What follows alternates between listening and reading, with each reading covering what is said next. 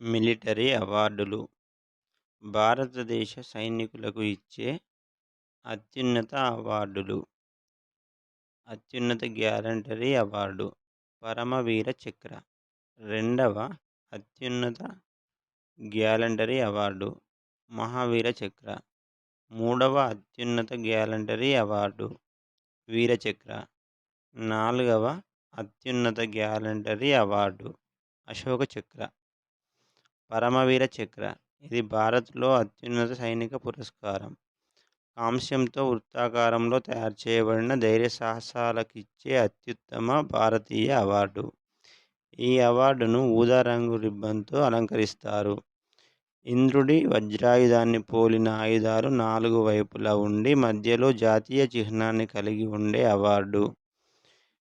పరమవీర చక్ర అవార్డు పొందిన మొదటి వ్యక్తి మేజర్ సోమనాథ శర్మ 1947 నవంబర్. రెండవది మహావీర చక్ర. ఈ అవార్డును వెండితో తయారు చేస్తారు. ఈ అవార్డును సగం తెలుపు సగం నారింజ రంగు గల రిబ్బన్తో అలంకరిస్తారు. వీర చక్ర ఈ అవార్డుకు మధ్యలో అశోక చక్రం ఉంటుంది. ఈ అవార్డును కూడా వెండితో తయారు చేస్తారు.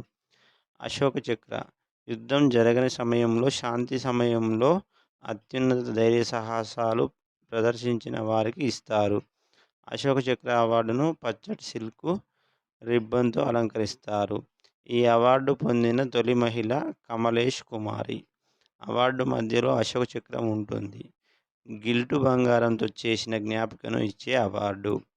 కీర్తి చక్ర, శౌర్య చక్ర ఈ అవార్డులను అశోక చక్ర అవార్డు వలె పచ్చటి సిల్క్ రిబ్బన్తో అలంకరిస్తారు.